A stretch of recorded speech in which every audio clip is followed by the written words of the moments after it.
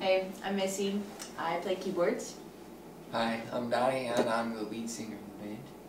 I'm Bush, I play the drums. I'm Bruce, I guitar. I'm Joe, and I play the bass guitar. I'm Jonathan, guitar. Who are you guys? We are Locrian Manor!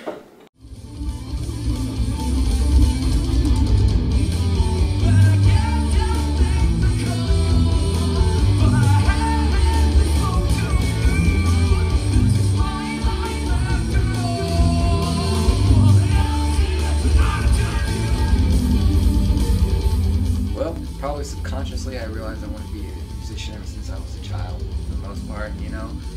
And I was 4, I was playing on a drum set, keeping a beat and all that other good stuff. My biggest influences was definitely my parents. My mom and my dad, they were both in bands, and I grew up around it. I couldn't escape it even if I tried to. As far as bands that I like to listen to, it was Metallica that had a huge impact on me, and switching from this countryside of music that I was raised up with to a more hard rock style. And as I matured, I went through college and started listening to jazz and a bunch of other stuff, and it just all mixed together and kind of made me the musician I am and gave me the style that I have.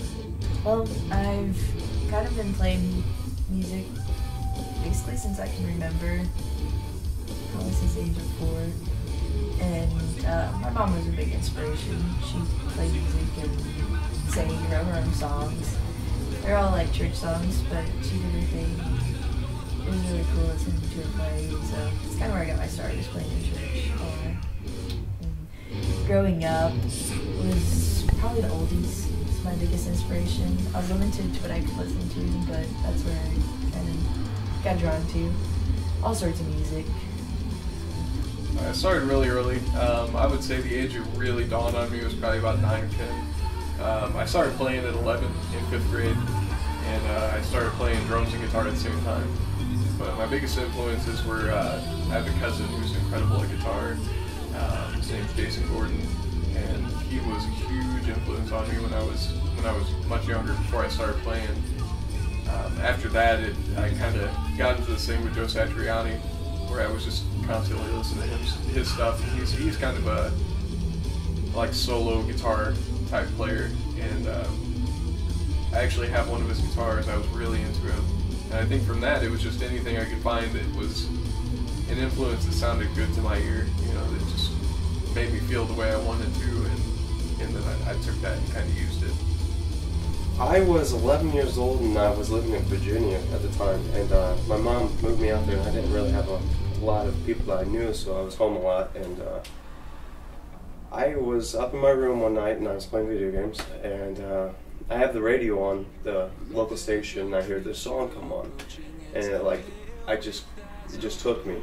You know, y'all know when you have that song, it takes you like that, and it was Metallica, Unforgiven 2, off of Reload, and after I heard that song, I, like for the next 3 days, I just spent the entire time in my room with that radio station on, waiting for that song to come back on, and I finally caught who it was. They said the second time who it was, Metallica, and what the name of the song was, and you know, after hearing that and finding that, like, that emotion, what it did to me, it's like, that's what I want to do. I want to get a guitar.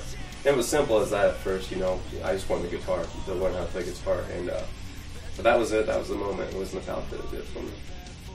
Well, I first started playing music when I was in 5th grade. I started with the trumpet in my grade school band, and I never stopped from there. I picked up the guitar when I was in high school, about junior or senior year. I spent a lot of time teaching myself how to play the guitar, and I played the guitar for about 15 years, and now I play the bass guitar for Locrian Manor. I actually put down the guitar to pick up the bass guitar, and I've only played it for such a short time. I feel like I'm, you know, trying to learn myself on the bass guitar, who I am on the bass guitar still, which isn't necessarily a bad thing. And as for influences, probably like most of my other bandmates, I really dug Metallica when I was in high school, and I also have a large grunge influence like Alice in Chains and Nirvana, and I like a lot of other things, some dark heavy metal, I like classical music too. It's too many to name. I got my first drum set about 15 years old. Started playing with that pretty much non-stop until I developed a little bit on there. And once I started getting good, I kind of grew a passion for it and never really stopped. So a couple of years after I started playing drums, pretty much.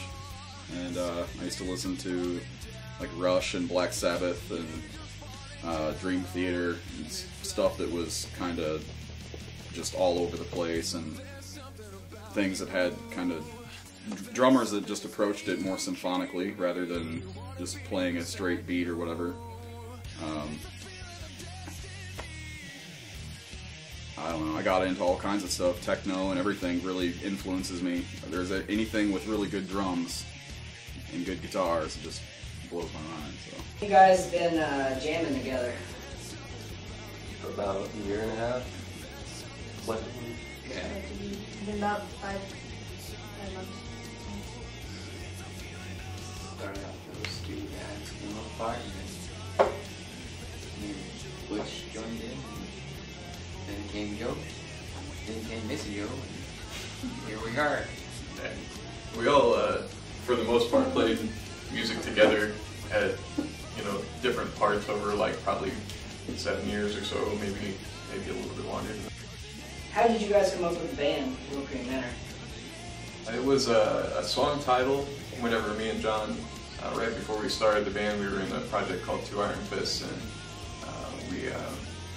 there was a song we wrote that was called Locrian Manor, and so we took the name of the song and named the band, and that was pretty much it.